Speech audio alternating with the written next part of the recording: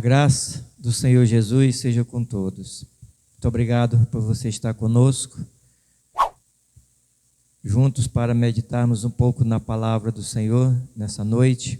Agradeço a sua atenção e pedindo que se você quiser nos conhecer, venha aqui no templo da Igreja Batista do bairro Compensa 2, na Rua Xavier Marques 296, Compensa 2.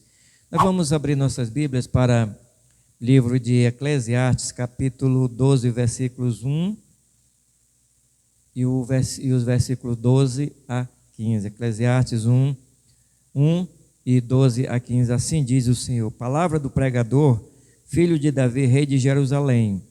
Versículo 12, ele diz: eu, o pregador, venho sendo rei de Israel em Jerusalém.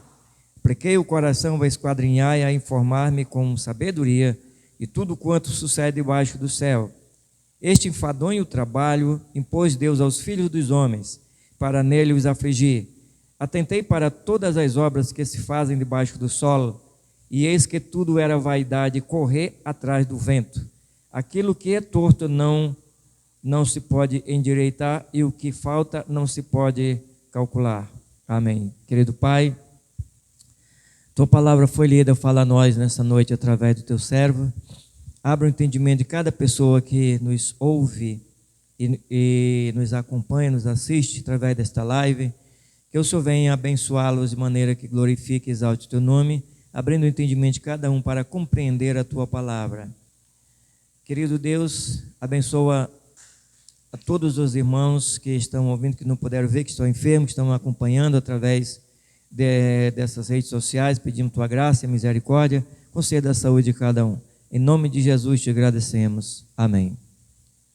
Amados, o escritor do livro de Eclesiastes é o rei Salomão, né? Salomão, filho de Davi. Ele mostra aqui no versículo 1 e o versículo 12, falando dele como rei de Salomão, e ele escreveu este livro de Eclesiastes. Salomão, ele testemunha de uma época, mesmo com tanta sabedoria, ele se desviou da direção divina. Ele testemunha, né, dessa época que ele viveu, que Deus havia dado sabedoria a ele, e mesmo assim, com toda essa sabedoria, ele ainda se desviou de Deus e viveu o gosto amargo da frustração de viver diante de Deus. Salomão sentiu o gosto amargo, como é ruim, como é terrível viver uma vida sem Deus. Ele começou bem o seu reinado, ele começou buscando a Deus, mas depois ele se afastou da direção divina, se afastou de Deus. E ele sofreu isso. Se frustrou porque ele imaginava algo que ele poderia alcançar. E na realidade ele não alcançou. Aquilo que ele pensava que poderia atingir, mas não atingiu. A felicidade, a alegria completa aqui nesta terra, através simplesmente do esforço e do trabalho humano, do conhecimento humano, mas Salomão não encontrou nisso. Salomão, ele faz uma descrição de suas conclusões, possivelmente depois de ter se reconciliado com Deus. Ele vai fazer essa descrição de suas conclusões. Ele tirou conclusão da vida toda. Salomão foi um homem que teve de tudo, um rei mais sábio de sua época. Então, as conclusões ele tirou de tudo isto. Cremos que depois que ele fez a reconciliação dele com Deus, depois que ele volta-se para Deus, então ele faz isso. Ele incentiva aos leitores de Eclesiastes a lembrarem de que Deus abençoa com alegria, paz e prosperidade aqueles que o temem e que amarga a vida dos que desobedecem. Então,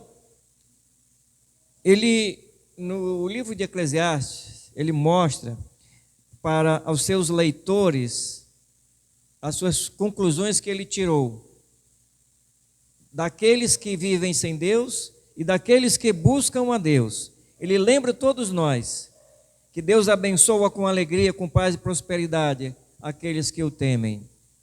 Mas também a vida daqueles que não obedecem a Deus não tem alegria, paz e prosperidade, que assim Deus concede aos que o buscam. A vida se torna tão difícil. Se a prosperidade sem Deus trouxesse alegria e felicidade para os homens, não existiria tanta gente cheia do dinheiro e infeliz neste mundo. Não existiria isso. Não existiria suicídio nos países mais ricos do mundo. Mas essa é uma vida amargurada, é uma vida que não tem Deus. Há um vazio na vida do homem. E esse vazio o leva a praticar, a viver todo tipo de coisa que ele imagina. É uma vida amarga, que não tem a alegria e a paz e a prosperidade de Deus. Então, no final do livro de Eclesiastes, Salomão faz a sua conclusão mais importante.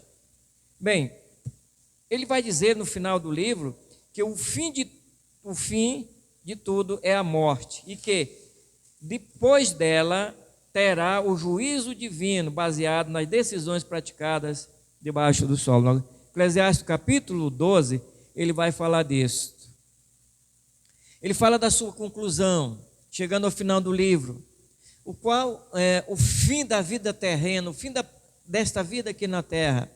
Ele diz: olha, após a morte, você tem um juízo.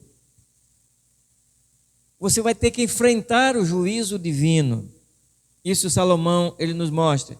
E como é que está baseado esse juízo divino? Está baseado nas decisões que o homem tomou aqui na terra. Nas decisões que ele tomou aqui na sua vida. Naquilo que ele achou que era mais importante para si.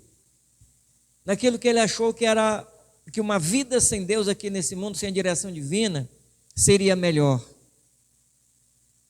Mas ele vai ter que enfrentar o final, crendo ou não em Deus, acreditando ou não na palavra de Deus, confiando ou não no que a Bíblia diz. Salomão adverte, está dizendo: olha, você vai enfrentar o juízo divino. E é baseado no que você fez. Ele nos mostra algo muito importante aqui, que Deus julgará cada ação praticada por cada pessoa. Então, Deus vai julgar cada pessoa, cada ser humano, pelo aquilo que ele fez, pelo que ele praticou. Então, lembre-se bem, lá em Apocalipse, capítulo 20, versículos 11 a 15, essas pessoas enfrentarão o trono branco. É o juízo divino, é o trono mais temível para o pecador, para o homem. Porque nesse dia ele vai estar diante do trono de Deus. Ele não vai estar diante de um juiz humano, mas ele vai estar diante de um juiz sereno, justo, e nesse dia, sem misericórdia nenhuma. O homem há de julgar, há de ser julgado pelo que ele fez, as suas decisões em relação a Cristo, a Deus. E a sentença dada, não haverá apelo depois. Não haverá como você recorrer. Aqui, na terra, o homem, quando um magistrado dá uma sentença e que alguém não achou, o Ministério Público não achou de acordo, né? E então ele pode recorrer às instâncias maiores, né? Da decisão que houve daquele acontecimento. Mas aqui perante Deus, não tem apelação depois. Depois que ele dá a sentença, ela está definitiva. E a Bíblia nos diz isso. É o que Jesus falou. Então Salomão ele mostra onde o ser humano encontra paz, alegria e descanso.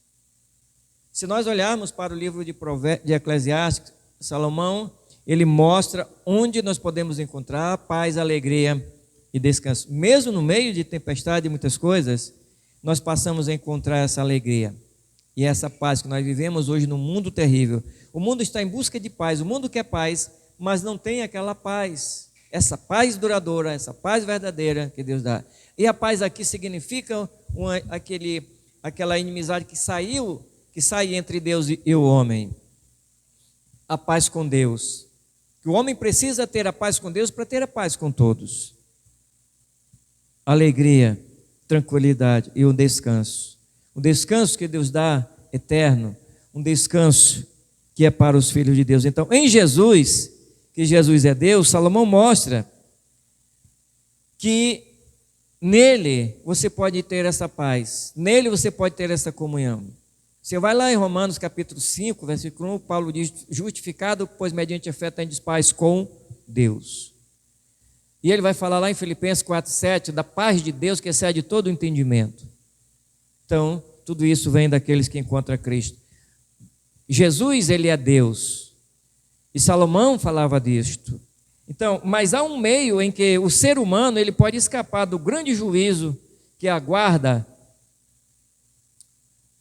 o homem após a morte. Há um juízo que aguarda o homem após a morte. Nós temos aqui, então Salomão ele mostra algo muito importante, é que há um juízo esperando, e esse juízo, sabe qual é? O julgamento do ímpio, daquele que rejeitou o convite de Cristo para recebê-lo como Senhor e Salvador de sua vida. Aquele que rejeitou todo o sacrifício de Cristo, todo o plano salvífico de Deus, que através do seu Filho, ele fez isto, pagou o preço alto em lugar do pecador. E ele manda anunciar. Mas aqueles que não querem, que rejeitam, então vão ter que enfrentar o julgamento divino. O julgamento do crente perante Deus no seu trono de juízo é para receber galardão, receber recompensa. Mas do ímpio não é condenação, é condenação. E o justo, ele recebe recompensas por todo o trabalho que ele fez para Deus. Então, ter esse reconhecimento de Deus, ter esse aval do Senhor, isso que é muito importante. E é isso que nós estamos falando para você. E é isso que Salomão escreve, que Cristo também é Deus. Cristo é Deus. E ele anuncia Cristo é Deus. E ele anuncia que a vida e a razão do viver humano, aqui em Eclesiastes, ele mostra como é que é essa vida e a razão do ser humano. Então, a razão e a vida do ser humano é Deus, é Cristo. E Salomão diz, no final, que a razão de tudo isso, o temor a Deus, é a melhor coisa que tem. É a melhor coisa. Salomão, ele volta para Deus. Salomão volta ao convívio de Deus. Você também pode fazer isso. Voltar ao convívio de Deus, para que nele você tenha alegria e satisfação completa. Amém. Querido Pai, a Tua palavra foi lida, e nela, Pai, nós meditamos um pouco só, em relação àquilo que a Tua palavra nos diz acerca da vida humana, a razão de viver nesse mundo. E a nossa razão, Pai, não são mais coisas materiais, não é o outro ser humano, mas a razão és Tu, que criou o homem para adorá-lo e servir-te. Querido Pai, nós pedimos abençoa aqueles que ouvem através e nos vê, nos assiste, nos acompanha através desta live. Que o Senhor venha abrir o entendimento de cada um e assim, Senhor, entendendo a Tua palavra, possam, Pai, aplicar na sua vida e não deixar o Teu convite, não abandonar esse convite que Jesus convida, porque a alegria está em Cristo Jesus. O mundo não tem uma alegria completa, uma alegria perfeita. Só Jesus pode fazer isso e dar a paz que o mundo tanto deseja. Ele disse, a minha paz eu vos dou, não vou lá dou como o mundo a dá. O Pai, abençoa Teu povo, abençoa a Tua igreja, abençoa a nossa nação. Pedimos a Tua graça, Pai. Salva a nossa nação brasileira, liberta a nossa nação, quebra e destrói todos os planos do diabo, Senhor, para a glória e honra do Teu nome. Nós pedimos no nome de Jesus. Amém.